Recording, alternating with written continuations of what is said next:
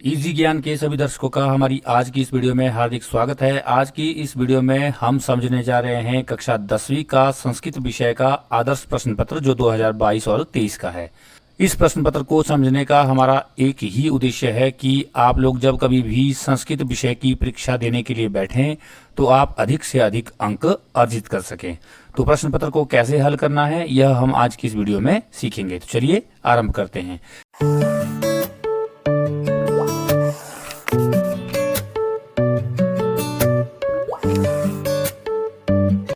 इसके लिए सबसे पहले आप देखेंगे यहाँ पर आपको समय दिया है। समय आपको 3 घंटे का रहेगा और क्योंकि यह पुराना प्रश्न पत्र है, यह 50 अंकों का है, क्योंकि उसमें 2 सत्रों में परीक्षाएं आयोजित की जाती थी। अभी वर्तमान में केवल मात्र एनुअल एग्जामिनेशन ही आयोजित किए जाते हैं, तो इसलिए यह 80 नंबर का यहाँ पर होगा, परंतु इसका पैटर्न लगभग यही रहेगा। तो इसे समझ लेते हैं। खंड क है अपठित अवबोधनम।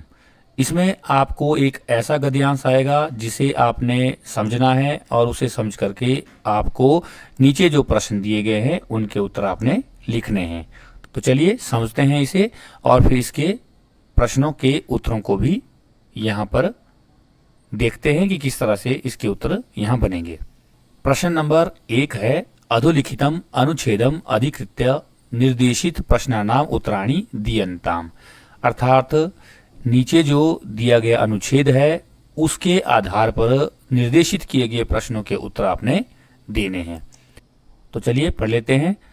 भारतस्य उत्तरे हिमालय नाम गिरिः अस्ति। भारत के उत्तर में हिमालय नाम का पर्वत है। पुरा हिमगिरौ ऋषिणाम आश्रमा आसन। पुराने समय में बर्फ के पर्वत पर ऋषियों का आश्रम था। एकस्मिन् आश्रमे एकः मुनिः अवसत। एक आश्रम में एक मुनि रहते थे। सह आश्रमस्य कुलपतिः आसीत्। वे आश्रम के कुलपति थे। तत्र अनेके शिष्याः अपि आसन्। वहाँ अनेक शिष्य भी रहते थे। ते मुनिम अनमन। वे मुनि को प्रणाम करते थे। ते मुनेः विद्याम अपठन। वे मुनि से विद्या पढ़ते थे। ते मुनिना सह भ्रमणाय अगछन। वे ऋषि के साथ घूमने के लिए जाते थे। ते मुने पुष्पाणि फलानि च अनयन। वे ऋषि के लिए फूल और फल लाते थे। मुनि स्नेहेन तेभ्यः शिक्षाम अयच्छत। और मुनि भी प्रेम पूर्वक उन्हें शिक्षा देते थे। तो ये तो हमारा यह अनुच्छेद है जिसे हमने समझा। अब देखते हैं इसके पहले प्रश्न को। तो पहला प्रश्न क्या है? एक पदेन उत्तरत। यहाँ आपको 2 भाग दिए हैं क और ख। आपने एक पद में उनके उत्तर देने हैं। तो पहला प्रश्न है उसे समझ लेते हैं। पहला प्रश्न है भारतस्य उत्तरे कः नाम गिरि आसीत्। भारत के उत्तर में किस नाम का पर्वत है? तो ऊपर आपने पढ़ा भारतस्य उत्तरे हिमालय नाम गिरिः अस्ति। तो इसका उत्तर क्या हो जाएगा? हिमालय। इसे आप उत्तर के रूप में लिख लें। दूसरा है हिमगिरौ केशाम आश्रमः आसन। उस पर्वत पर किसका आश्रम था? तो हमने यहाँ पर पढ़ा कि पूरा हिमगिरौ ऋषिनाम आश्रमः आसन। तो आप लिख देंगे ऋषिनाम आश्रमः। यह उत्तर लिख लेंगे आप और आपको यहाँ आधा आधा जो अंक दिया है वो आपको मिल जाएगा। परंतु अभी यह अंकों का पैटर्न बदल जाएगा क्योंकि यहाँ 50 की जगह पर 80 अंक हो जाएंगे, इसलिए ये प्रश्न सारे 1-1 नंबर के आएंगे। इसे आप आगे भी ऐसे ही समझ लें। प्रश्न नंबर 2 है पूर्ण वाक्येन उत्तरत। अब आपने पूर्ण वाक्य में उत्तर देना है। ऊपर आपको एक पदेन उत्तरत इस तरह से आया था, परंतु अभी आपको क्या करना है? पूर्ण वाक्य में आपने उत्तर देना है। तो पहला प्रश्न है, इसको समझ लेते हैं। शिष्यः मुनिना सह कुत्र अगच्छन्। शिष्य मुनि के साथ कहाँ गए? तो इसका आप देखेंगे ऊपर पैराग्राफ में ते मुनिना सह भ्रमणाय अगच्छन्। तो क्या उत्तर बना देंगे इसका हम? शिष्यः मुनिना सह कुत्र की जगह पर भर देंगे आप भ्रमणाय अगच्छन्। घूमने के लिए गए। दूसरा प्रश्न है मुनि आश्रमस्य कः आसीत्, मुनि आश्रम के क्या थे? तो हमने यहाँ पे पढ़ा सह आश्रमस्य कुलपति आसीत्। तो इसका जब आप उत्तर लिखेंगे तो आप क्या लिखेंगे? मुनि ही आश्रमस्य, वहां भरेंगे आप कह की जगह पर कुलपति ही आसीत, और इस तरह से आपका उत्तर बन जाएगा। क्वेश्चन मार्क की जगह पर आपने पूर्ण विराम यहाँ पर लगा लेना है।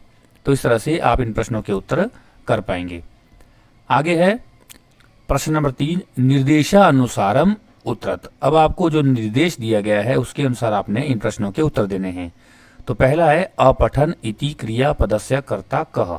यह जो अपठन क्रियापद है इसका कर्ता कौन है? तो हमने ऊपर पढ़ा था तेम मुने विद्याम अपठन, वे मुनि से विद्या को पढ़ते थे या अध्ययन करते थे। तो अपठन जो क्रिया है वो उसका कर्ता पद क्या है? तो कर्ता हो जाएगा इसका, पढ़ने का काम कौन करते थे? ते अर्थात वे मुनि, तो इसका कर्ता हो जाएगा ते। इसे आप उत्तर के रूप में लिख लेंगे। ख है हिमगिरौ इत्यस्मिन् पदे का विभक्ति। ये हिमगिरौ जो शब्द है इस पद में कौन सी विभक्ति है? तो यहाँ पर आप यह देखेंगे, यह हमारे पास हिमगिरी शब्द है और जो ईकारांत शब्द होता है, यह ईकारांत शब्द किस तरह से हमारा चलता है? हिमगिरी ही, हिमगिरी, हिमगिरेयः, हिमगिरे, हिमगिरी, हिमगिरेयः, इस तरह से यह चलेगा और यह सप्तमी विभक्ति के एक वचन में यह रूप बन जाएगा। यह पूरा शब्द रूप मैं आपको यहाँ साथ में दे दूंगा, इसे देख करके आप इसे याद भी कर सकते हैं। इसके बाद प्रश्न नंबर 2 है अधोलिखितम अनुच्छेदम पठित्वा अनुच्छेद आधारित प्रश्नानाम उत्तराणि दीयन्ताम। नीचे आपको एक और अनुच्छेद दिया गया है, इसे आपने वैसे ही पढ़ना है, समझना है और उसके बाद उस पर आधारित जो प्रश्न उत्तर है उनका आपने प्रश्नों के जो है उत्तर देने हैं। तो देख लेते हैं, इसे पढ़ लेते हैं और समझ लेते हैं। श्री जवाहरलाल नेहरू महापुरुषः आसीत्। श्री जवाहरलाल नेहरू महापुरुष थे। सह देशभक्तः जननायकः च आसीत्। वे देशभक्त जननायक थे। सह बाल्ये उच्च शिक्षायै आंग्ल देशम अगच्छत्। वे बाल्यकाल में उच्च शिक्षा प्राप्त करने के लिए इंग्लैंड देश को गए। सह भारते आगम्य देश सेवायाम संलग्नः अभवत्। वे भारत आकर के देश की सेवा में लग गए। सह गांधी महोदयेन चालिते सत्याग्रहे सम्मानितः अभवत्। वे गांधी महोदय के द्वारा चलाए गए सत्याग्रह आंदोलन में सम्मानित हुए। तदैव सह भारतस्य ग्रामे ग्रामे अगच्छत्। उसके बाद वे भारत के प्रत्येक गांव में गए। सह सर्वान् जनान् अबोध्यत् येन जनाः स्वतंत्रताया प्राप्ते यत्नं कुर्वन्तु। उन्होंने सभी लोगों को प्रबुद्ध किया ताकि लोग स्वतंत्रता के लिए प्रयास करें। जनाः भारतस्य स्वतंत्रतायै उद्यता अभवन्। लोग भारत की आजादी के लिए तैयार थे। सह सर्वं सुखम अत्यजत। उन्होंने सारी सुख सुविधाएं त्याग दी। सह बहुबारम कारागारम अगच्छत्। वे कई बार जेल भी गए। तो इस तरह से यह हमारा पूरा अनुच्छेद हो गया और अब इस पर आधारित जो हमारे ये प्रश्न दिए हैं उनके उत्तर हमने देखने हैं। एक पदेन उत्तरत। पहला है कह महापुरुषः। महापुरुष कौन है? तो उत्तर हो जाएगा हमारे पास श्री जवाहरलाल नेहरू। ये हमने अभी पढ़ा, महापुरुष आसीत्, तो हो जाएगा श्री जवाहरलाल नेहरू। दूसरा है हमारे पास पूर्ण वाक्येन उत्तरत। पूरे वाक्य में उत्तर देना है। जवाहरलाल नेहरू उच्च शिक्षायै कुत्र अगच्छत्। जवाहरलाल नेहरू उच्च शिक्षा प्राप्त करने के लिए कहाँ गए? तो हमने पढ़ा जवाहरलाल नेहरू उच्च शिक्षायै आंग्ल देशम अगच्छत्। तो इसे आप यहाँ पे कुत्र की जगह पर भर लेंगे। इसके बाद अगला जो प्रश्न है हमारे पास उसमें बताया गया है कि गद्यांशम पठित्वा तृतीयांश तुल्यम सारम लिखत। गद्यांश को पढ़ करके इसका तृतीयांश तुल्य सार लिखना है, अर्थात जितने शब्द इसमें दिए गए हैं उसका तृतीयांश आपने सार के रूप में यहीं से छांट करके लिखना है। तो इसके लिए आप देख लें, जैसे श्री जवाहरलाल नेहरू महापुरुष आसीत्, यह लिख लिया आपने। फिर आगे लिख सकते हैं आप, एक लाइन छोड़ दीजिए, सह बाल्ये उच्च शिक्षायै आंग्ल देशम अगच्छत्। फिर इसके बाद आगे आप छोड़ सकते हैं और यहाँ लिख सकते हैं आप, सह गांधी महोदयेन चालते सत्याग्रहे सम्मानितः अभवत्। और उसके बाद आप लिख सकते हैं, सह सर्वम सुखम अत्यजत सह बहुवारम कारागारम आगच्छत्। इस तरह से आपका यह तृतीयांश बन जाएगा सार, और आपको नंबर भी मिल जाएंगे। अगला प्रश्न देखेंगे आप। अगला प्रश्न है, प्रदत्त गद्यांशस्य उचित शीर्षकम लिखत। जो दिया गया गद्यांश है उसका उचित शीर्षक लिखना है। अब यहाँ पर आप देखेंगे, जब हमने इसको पढ़ा था तो इसमें हमें अधिकतर श्री जवाहरलाल नेहरू जी के बारे में ही बताया गया है। तो इसका उचित शीर्षक क्या रहेगा? श्री जवाहरलाल नेहरू, या फिर आप इसका शीर्षक इस तरह से बना सकते हैं, महापुरुषः श्री जवाहरलाल नेहरू। इस तरह से आप इसे बना लेंगे और इस तरह से आपका यह प्रश्न का उत्तर भी हो जाएगा। अब हम देखेंगे आगे, हमारे पास है खंड ख। अब खंड ख में क्या है? खंड ख हमारा रचनात्मक कार्य का है और इसमें आपको प्रश्न नंबर 3 के रूप में दिया गया है, मंजुषातः पदानि विचित्य रिक्त स्थानानि पूरित्वा स्व अनुजस्य कृते पत्रम लिखत। नीचे आपको एक मंजुषा दी गई है। इस मंजुषा में जो शब्द दिए गए हैं उन्हें आपने नीचे दिए गए पत्र में खाली स्थान में सही सही करके भरना है। तो चलिए देख लेते हैं कैसे हम इनके खाली स्थान को भर सकते हैं। तो पहले आपके पास परीक्षा भवनम प्रिय डैश रमेशः। यहाँ प्रिय डैश रमेशः है क्योंकि यह अपने अनुज के लिए, छोटे भाई के लिए हम यह पत्र लिख रहे हैं। तो यहाँ पहले खाली स्थान में भर लेंगे हम भ्रातः, तो हो जाएगा प्रिय भ्रातः रमेशः। सस्नेहम नमस्कारम, प्रेम पूर्वक नमस्कार। अब यहाँ पे आ जाएगा कथ्यामि, कहता हूँ या आपको निवेदन करता हूँ। सस्नेहम नमस्कारम कथ्यामि, कहता हूँ। आगे देखिए, मया डैश तब पत्रम, मया मेरे द्वारा, अद्य आज, तब पत्रम डैश तुम्हारा पत्र, प्राप्तम। मया अद्य तब पत्रम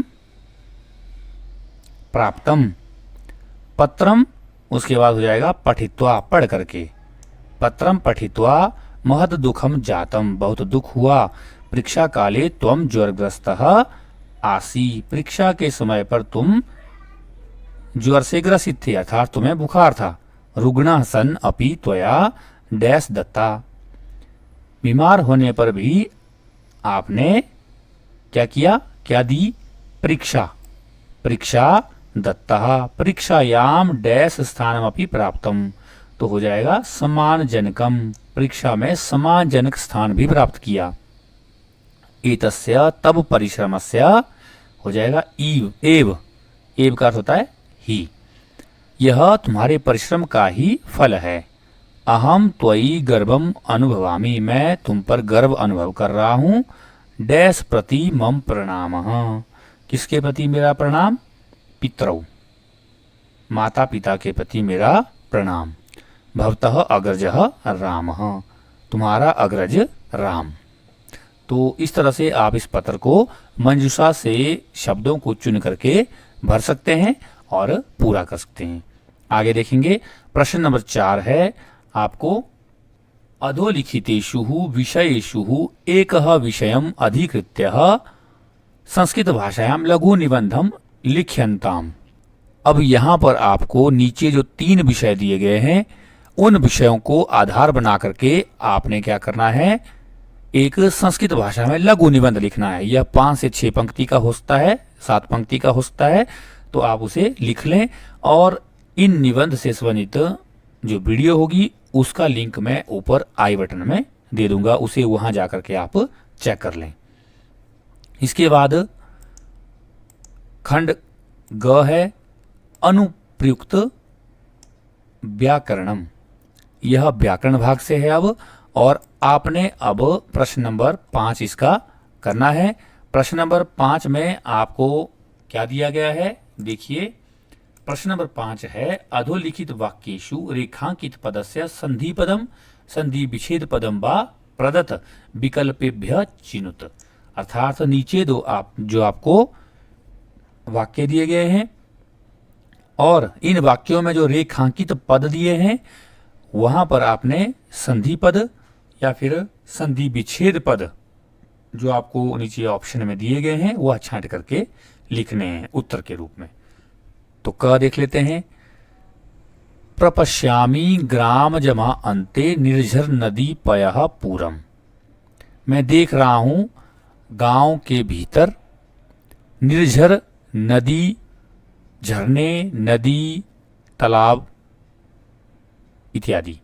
तो यहां पर लाइन लगी है ग्राम जमा अंते, तो क्या बनेगा संधि करके। यहां पे देखेंगे आप म में अ है, आगे भी अ है, अकह स्वर्ण दीर्घ से दीर्घ संधि हो जाएगी, बन जाएगा ग्रामांते।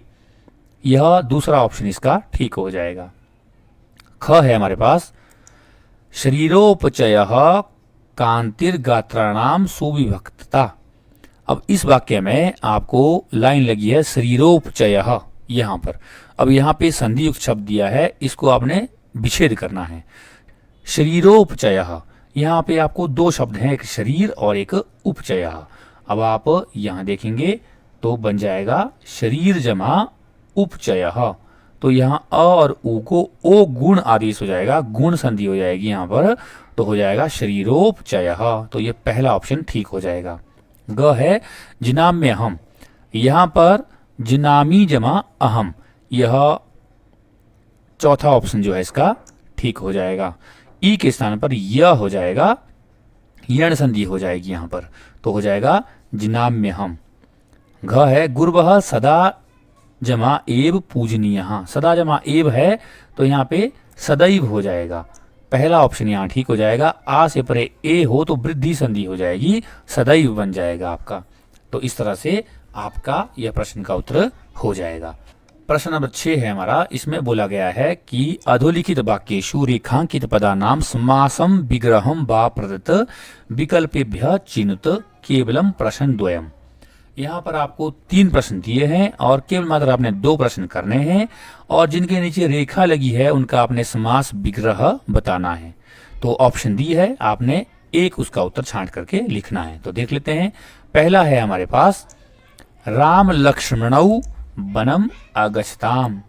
तो यहाँ पर लाइन लगी है राम और लक्ष्मणौ के बीच में, तो ये 2 है, एक राम है और एक लक्ष्मण है, और 2 होने से आप लोग इसका सही बनाएंगे। पहला रामः च लक्ष्मणः च, ठीक है, और इसका समास हो जाएगा राम लक्ष्मणौ। ऐसा ही ग्रामस्य समीपे नदी बहती, यहाँ ग्रामस्य समीपे है, 2 अलग अलग शब्द है, तो यह द्वितीय भक्ति के अर्थ में है, तो बन जाएगा आपका उपग्रामम। अगला है ग पीताम्बरः वैकुंठे वसति। यहाँ पर आपका 4 ऑप्शन दिए हैं, परंतु इसका जो ठीक ऑप्शन होगा वो हो जाएगा पितानि अम्बराणि यस्य सः। इस तरह से आप इन समास विग्रह को ठीक ठीक कर पाएंगे। अगला प्रश्न है हमारे पास प्रश्न नंबर 7, जिसमें बताया गया आपको अधोलिखित वाक्येषु रेखांकित पदानाम प्रकृति प्रत्ययो संयोज्य विभज्य वा उचितम उत्तरम प्रदत्त विकल्पेभ्य चिनुत। नीचे जो आपको कुछ वाक्य दिए गए हैं जिसमें रेखांकित जो पद होगा उस पद का प्रकृति और प्रत्यय को संयोग करके या फिर उनका विभाग करके आप ठीक ठीक उत्तर विकल्पों से चुनिए। तो आपको कह दिया गया है संसारे अस्मिन् सर्वेषां महत्वम विद्यते।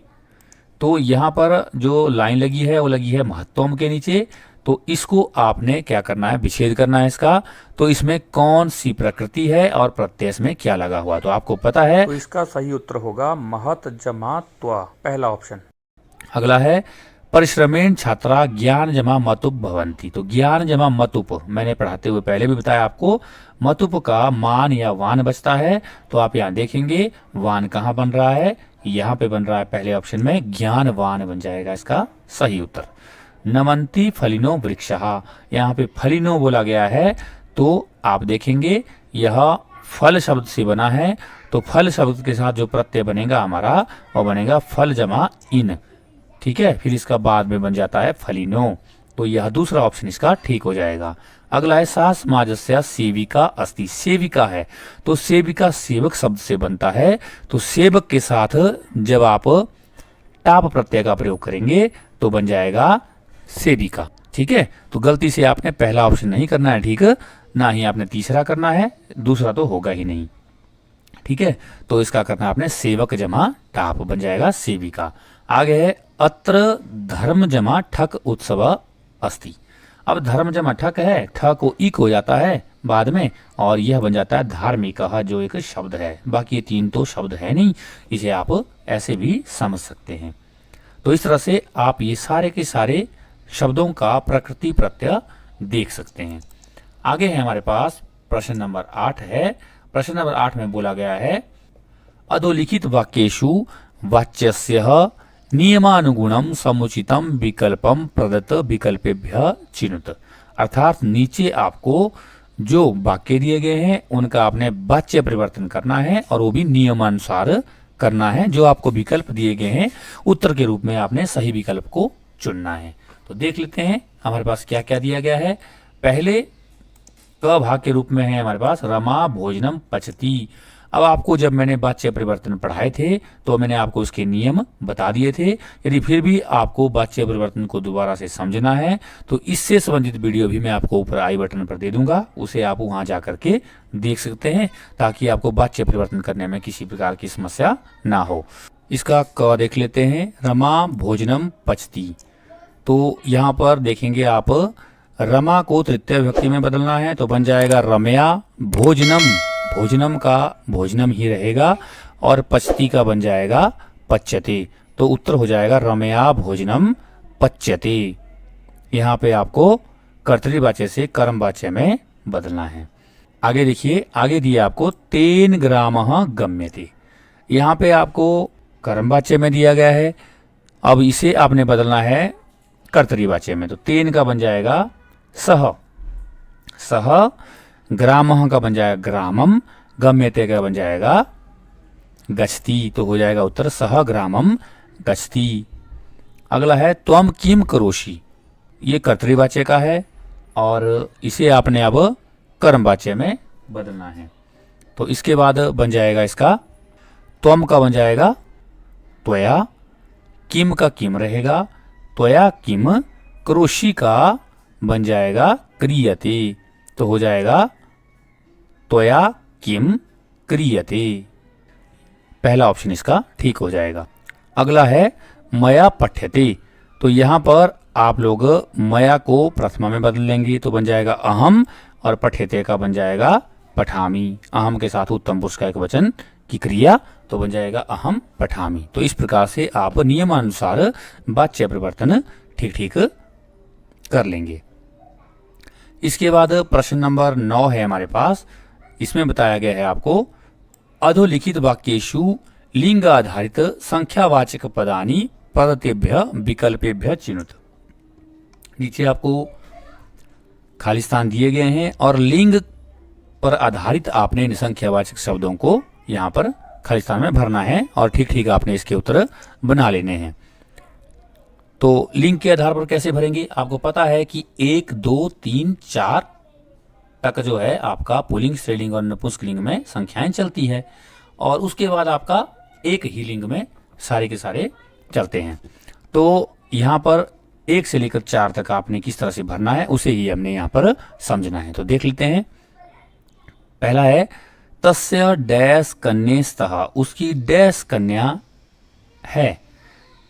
डैश कन्याएं हैं, स्तः लगा है तो मतलब द्विवचन का 2 कन्या है। तो 2 के लिए द्वौ भी ठीक है, द्वे भी ठीक है, द्वि भी और द्वा भी, परंतु भरें किसको, यह कंफ्यूजन है। अब इसे दूर करने के लिए आपको बता दें तो कन्या यहाँ पर क्या है, स्त्रीलिंग का है और स्त्रीलिंग में आपको पता है द्विवचन में कन्या का क्या बनता है, द्वा, द्वे, द्वहा। तो इसका सही उत्तर हो जाएगा द्वे। तस्या द्वे कन्ये स्तः। अगला देख लेंगे। अगला है भगवतः शिवस्य डैश नेत्राणि सन्ति। भगवान शिव के डैश नेत्र हैं, डैश आंखें हैं। तो आंखें जो शब्द है यह नपुंसकलिंग में आता है तो बन जाएगा पुल्लिंग में त्रयः, स्त्रीलिंग में तीसरः और नपुंसकलिंग में त्रीणि। तो हो जाएगा भगवतः शिवस्य त्रीणि नेत्राणि सन्ति। अगला देख लेंगे, अश्वस्य डैश पादः सन्ति। अब घोड़े के डैश पैर हैं, तो घोड़ा क्या है, पुल्लिंग है, तो भर देंगे हम चत्वारः। अश्वस्य चत्वारः पादः सन्ति। इस तरह से आप इसे कर लेंगे। पांडवः डैश आसन, पांडव कितने थे, तो यहाँ पर पता है आपको कि यह अब पुल्लिंग में ही चलेगा, तो हो जाएगा पंच। पांडवः पंच आसन। इस तरह से आप इन्हें ठीक ठीक से भर लेंगे। प्रश्न नंबर 10 है हमारे पास। इसमें बताया गया है, यथा निर्दिष्ट शब्दानाम समुचित पद परिचयम प्रदत्तेभ्य विकल्पेभ्य चिन्हित। अब आपने यहाँ पर आपको एक शब्द दिया है और उस शब्द के लिए नीचे विकल्प दिए गए हैं और उनमें से ही छांट करके आपने उत्तर उसका भरना है। तो आपने देखना है, इसके लिए आपको शब्दों का याद होना बड़ा जरूरी है। तो क है रामयोः इत्यस्य पद परिचयम। रामयोः कहाँ बनता है, ये आपने ढूंढना है। तो राम शब्द यदि आपको याद होगा तो रामस्य रामयोः रामाणाम, रामे रामयो रामेशु, मतलब दो जगह बनता है। कहाँ, षष्ठी में और सप्तमी विभक्ति में। तो पहले तो राम शब्द ठीक है, राम शब्द के बाद इसका षष्ठी या सप्तमी में से कोई एक ढूंढ लीजिए। सप्तमी यहाँ है नहीं, तो यहाँ पे षष्ठी है और यह द्विवचन में बनता है, तो हो जाएगा इसका राम शब्द षष्ठी विभक्ति ही द्विवचनम। तो ये दूसरा ऑप्शन ठीक हो जाएगा। वयम इत्यस्य पद परिचय, वयम कहाँ बनता है, अहम आवाम वयम, तो ये प्रथमा में बनता है और बहुवचन में बनता है। अस्मद शब्द है, तो आप इसका बना लेंगे पहला ऑप्शन ठीक, तो हो जाएगा अस्मद शब्द प्रथमा विभक्ति बहुवचनम। इसके बाद ग है मुनिना इत्यस्य पद परिचयम। अब मुनिना तृतीया का एक वचन है, तो आप इसमें देख लेंगे मुनि शब्द तृतीय व्यक्ति का एक वचन जहां होगा उसे आप ठीक कर लेंगे। तीसरा ऑप्शन है, तो यह इसका उत्तर ठीक हो जाएगा। मालायाम, यह मालायाम स्त्रीलिंग का है और यह कहाँ बनता है, यह आप लोग देख लीजिए, यह बनता है सप्तमी व्यक्ति में। मालायाम मालयो मालासु, तो उसे आप सप्तमी व्यक्ति के एक वचन में कर लेंगे। जैसे आपको लता शब्द याद है, लतायाः लत्यो लता नाम, फिर लतायाम लत्यो लतासु, तो सप्तमी व्यक्ति के एक वचन में बनता है, तो इसे ही आप ठीक उत्तर के रूप में यहाँ पर लिख लेंगे। इसके बाद हमारे पास अगला है घ खंड है और इस घ खंड में बोला गया है पठित अवबोधनम। अब आपको पहले जैसे हमने पढ़ा था वैसे ही ठीक उसी प्रकार से आपको यहाँ पे पठित रूप में अब एक अनुच्छेद आएगा और उसके आधारित जो प्रश्न होंगे आपने उनके उत्तर यहाँ पर लिखने हैं। तो चलिए पहले तो अनुच्छेद को समझ लेते हैं और उसके बाद फिर उस अनुच्छेद से संबंधित जो प्रश्न उत्तर होंगे उन प्रश्नों के उत्तर हम यहाँ पर लिख लेंगे। तो हमारे पास जो अनुच्छेद है उसे समझ लीजिए। विचित्रा देव गति ही, भाग्य की गति बड़ी विचित्र है। तस्यामेव रात्रौ तस्मिन् गृहे कश्चन चौरः गृहाभ्यंतरम प्रविष्टः। उस ही रात को उस घर में कोई चोर घर के अंदर घुसा। तत्र निहिताम मेकाम मंजुषाम आदाय पलायितः। वहां रखी हुई एक पेटी को उठाकर ले गया। चौरस्य पाद ध्वनिना प्रबुद्धो अतिथि चौर संख्या तम अनवधावत। चोर की पैरों की आवाज से जागे हुए अतिथि ने चोर की शंका होने से उसका पीछा किया और अगृहणाच पकड़ लिया। परम विचित्रम अघटत, परंतु कुछ विचित्र घटा। चौरः एव उच्चै क्रोशितुम आरभत चौरो अयम इति। चोर ही जोर जोर से चिल्लाने लगा, यह चोर है, यह चोर है। तस्य तारस्वरेण प्रबुद्धा ग्रामवासिनः स्वगृहात् निष्क्रम्य तत्रागच्छन् बराकम अतिथिमेव च चौरम मत्वा अभर्त्स्यन्। उसके तेज स्वर से जागे हुए गांव के लोग अपने घर से निकलकर वहां आ गए और बेचारे अतिथि को ही चोर मानकर भला बुरा कहने लगे।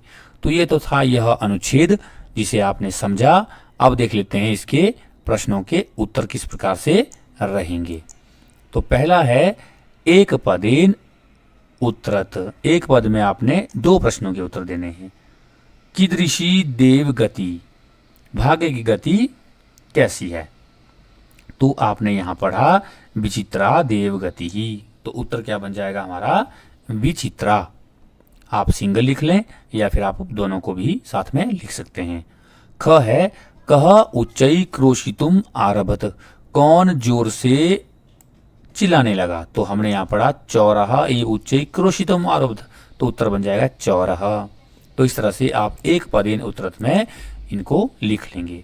आगे है आपके पास पूर्ण वाक्येन उत्तरम। अब आपने पूर्ण वाक्य में उत्तर देना है। तो क है आपके पास चौरह उच्चई किम क्रोशितुम आरभत, चोर जोर से क्या चिल्लाने लगा? तो आपने पढ़ा चौरह एव उच्चई क्रोशितुम आरभत चोरो अयम इति। तो यहाँ पर आप उत्तर इस प्रकार से बनाएंगे चौरह उच्चई किम क्रोशितुम आरभत, यहाँ किम को हटा लेंगे, बाकी आप लिखेंगे चौरह उच्चई चोरो अयम इति क्रोशितुम आरभत। इस तरह से आप इसका उत्तर बना लेंगे। ख है अतिथि केन प्रबुद्धा, अतिथि कैसे जाग गया?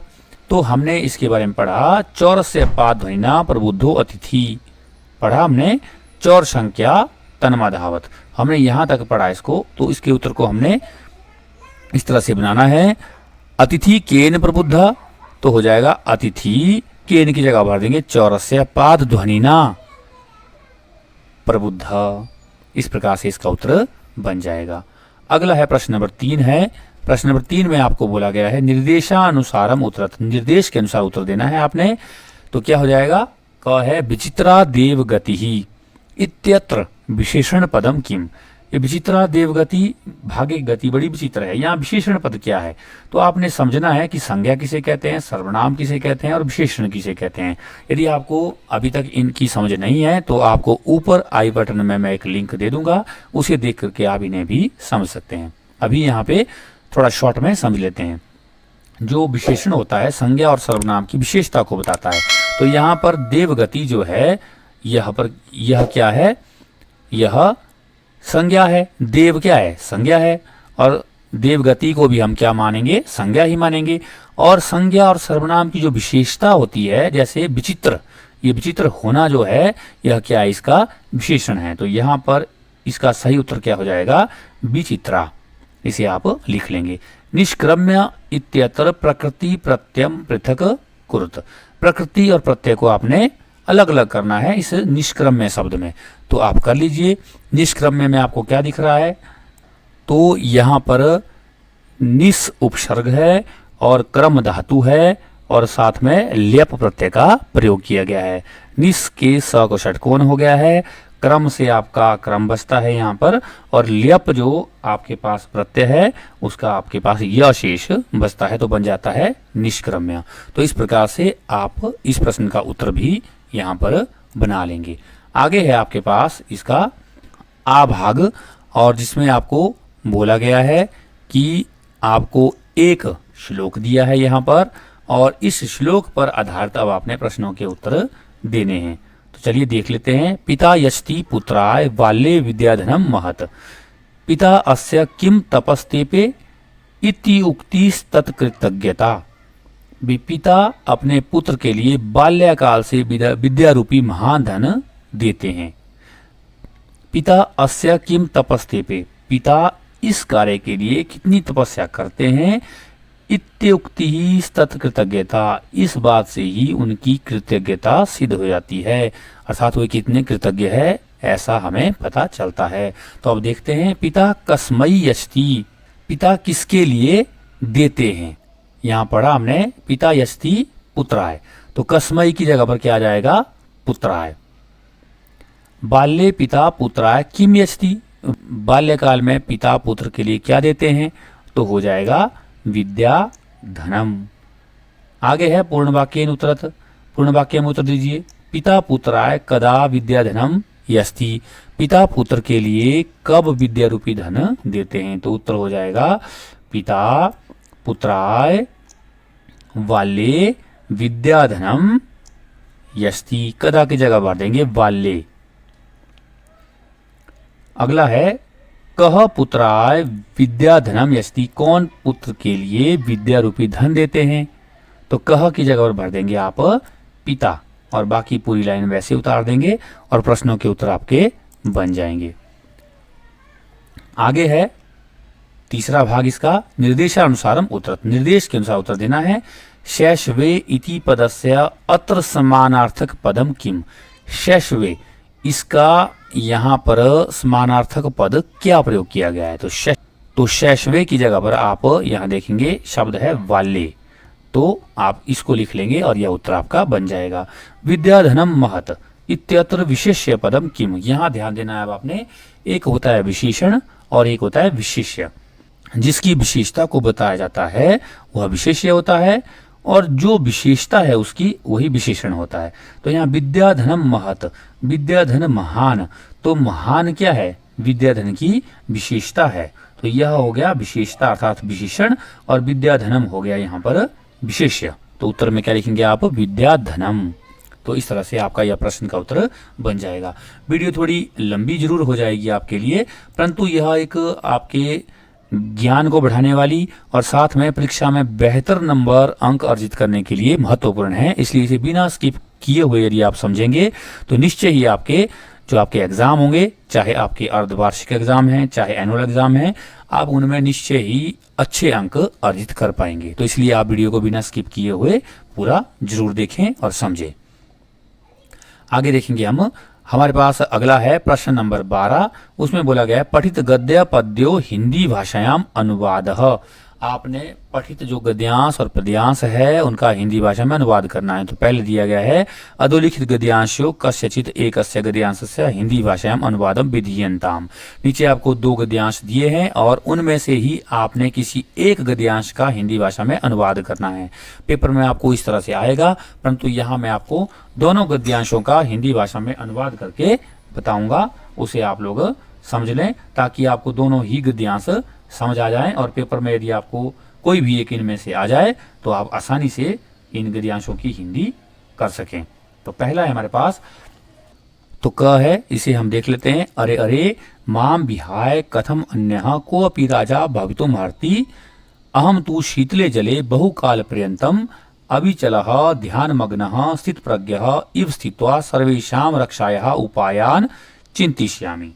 अरे अरे मुझे छोड़ करके कोई कैसे दूसरा राजा बनने के योग्य है? मैं तो ठंडे जल में बहुत समय तक बिना विचलित हुए ध्यानमग्न स्थिर बुद्धि वाले के समान स्थित रहकर सभी की रक्षा के उपायों की चिंता करूंगा।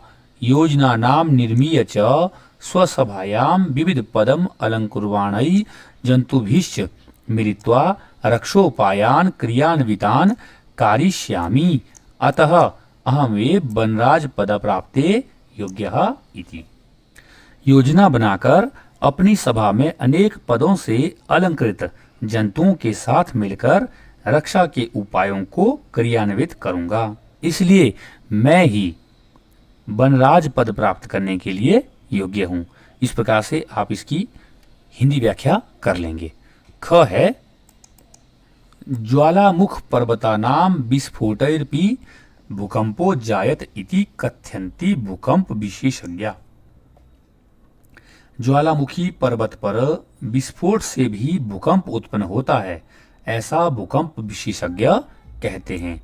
पृथिव्याः गर्भे विद्यमानो अग्निर्यदा खनिजम मृत्तिका शीलादि संचयम क्वथ्यति तदा तत्सर्वमेव लावारस्ताम उपेत्य दुर्वारगत्या धराम पर्वतम वा विदार्य बहिर्निष्क्रामति।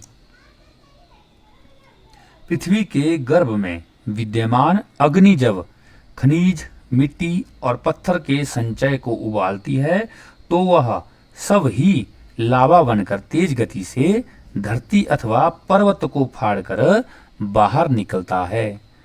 धूम भस्मावृतम जायते तदा गगनम, तब आकाश धुएं से ढक जाता है। सेल्सियस ताप मात्राया 800 अंकताम उपगतो अयम लावा रसो यदा नदी वेगेन प्रवहति तदा पार्श्वस्थ ग्रामा नगराणि वा तद उदरे क्षणेनैव समाविशन्ति।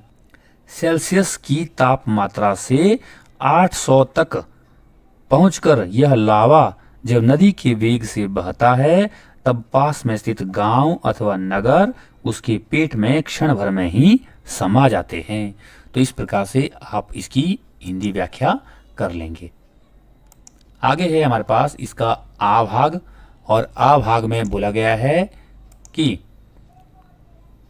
अधोलिखित पद्यांशयोः कस्यचित् एकस्य पद्यांशस्य हिंदी भाषायाम अनुवादम विधीयन्ताम्। अर्थात नीचे अब आपको पद्यांश दिए गए हैं, ये 2 पद्यांश हैं और इन 2 पद्यांशों में से ही आपने कोई एक पद्यांश की हिंदी भाषा में अनुवाद करना है, परंतु मैं आपको यहाँ पर दोनों का अनुवाद करके बताऊंगा ताकि आपके लिए जो आपको यदि आते ना हो तो आप इसे अच्छे से समझ भी लें। तो अब हम पहला पद्यांश देख लेते हैं।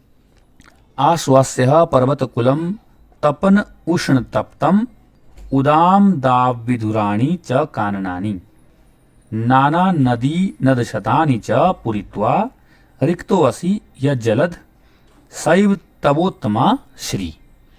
इसका अन्वय किस प्रकार से करेंगे? हे जलद तपनोष्ण तप्तम पर्वतकुलम आश्वास्य उद्दाम दाव विधुराणि काननानि च नाना नदीन दशतानि पुरित्वा च यत रिक्तः असि तब सा एव उत्तमा श्री। अब इसका अनुवाद कर लेते हैं। हे बादल, सूर्य की गर्मी से तपे हुए पर्वतों के समूह को तृप्त करके, ऊंचे वृक्षों से रहित वनों को तृप्त करके और अनेक नदियों और सैकड़ों नालों को जल से पूर्ण भर करके भी यदि तुम खाली हो तो वही तुम्हारी उत्तम शोभा है। तो इस प्रकार से आप इसका हिंदी अनुवाद कर लेंगे। दूसरा है इसका विद्वांसा एव लोके अस्मिन् चक्षुष्मन्तः प्रकीर्तितः अन्येषां वदने ये तु ते चक्षुर्नामनि मते। विद्वानों को ही इस संसार में आंखों वाला कहा गया है, दूसरों के तो केवल मात्र शरीर पर आंखें हैं, ऐसा बताया गया। अर्थात जो व्यक्ति ज्ञानवान होगा उसे ही केवल आंखों वाला कहा गया है, बाकियों को तो केवल मात्र बदन पर आंखें है। इस प्रकार से आप इन दोनों के पद्यांशों के हिंदी सरलार्थ कर लेंगे। इसके बाद हमारे पास प्रश्न नंबर 13 है। रेखांकित पदम आधृत्य प्रश्न निर्माणम कुरुत। रेखांकित जो पद दिया गया है उसको आधार बना करके आपने प्रश्नों का निर्माण करना है। तो यहाँ पे क है जातकः बने वस्ती। यहाँ पे बने जो शब्द है इस शब्द के नीचे लगी है रेखा, तो इसी के आधार पर आपने प्रश्नों का निर्माण करना है। तो देखिए, क्योंकि मैंने पहले बोला आपको कि आपको किम शब्द पुल्लिंग, स्त्रीलिंग और नपुंसकलिंग में याद कर लेना है और उसी के अनुसार आपने यहाँ पर पुल्लिंग, स्त्रीलिंग और नपुंसकलिंग को देख करके प्रश्नों का निर्माण करना है। तो चातक वन में रहता है, वन में पर आता है तो सप्तमी विभक्ति, तो सप्तमी विभक्ति में क्या बन जाएगा? यहाँ पर हमारा हम वन में है तो हम कुत्र भर लेंगे यहाँ पे। मालाकारः तोयई तरोहो पुष्टिम करोति। तो यहाँ पर तोयही के नीचे लाइनें लगी है, तो ये तृतीय व्यक्ति का बहुवचन है पुल्लिंग में, तो बन जाएगा कई। माला बनाने वाला जल से वृक्षों या पौधों की पुष्टि करता है, पोषण करता है, तो हो जाएगा कई। किससे? शिविना विना इदम दुष्करम कार्यम कह कुर्यात। शिविना यह तृतीय व्यक्ति का एक वचन है, तो हो जाएगा केन बिना। एतादृशी भयावह घटना गढ़वाल क्षेत्रे घटिता। यह भयानक घटना गढ़वाल क्षेत्र में घटित हुई। एतादृशी तो हो जाएगा कीदृशी। करुणा परो गृही तस्मयी आश्रयम प्रायच्छत। तस्मयी लिया है यहाँ पे, तो तस्मयी का क्या बन जाएगा? यहाँ पर यह चतुर्थी व्यक्ति का है तो कसमयी बन जाएगा इसके लिए। तो इस तरह से आप प्रश्नों के निर्माण कर लेंगे। प्रश्न नंबर 14 है। अधोलिखित समानार्थक पदानाम उचित मेलनम कुर्त। जो नीचे आपको समानार्थक पद एक स्तंभ में और दूसरे स्तंभ में दिए हैं, यह क्रमबद्ध नहीं है, इन्हें आपने ठीक ठीक इनका मिलान कर लेना है। तो आप ठीक के सामने ठीक भी लिख सकते हैं, या तो आप तीरों के माध्यम से भी इनको ठीक ठीक मिला सकते हैं, दोनों आपके ठीक हो जाएंगे। तो देखते हैं पर्याकुलम। पर्याकुलम का हो जाएगा हमारा व्याकुलम। विशीर्णा, विशीर्णा का हो जाएगा हमारा नष्टा। प्रकुपिताम, प्रकुपिताम का हो जाएगा क्रोधयुक्ताम। और विदार्य, विदार्य का हो जाएगा संत्रोट्य। और इस प्रकार से आप इसे पूरा कर लेंगे। तो यह था हमारा आज का प्रश्न पत्र, जिसे आपने पूरा हल करके समझा।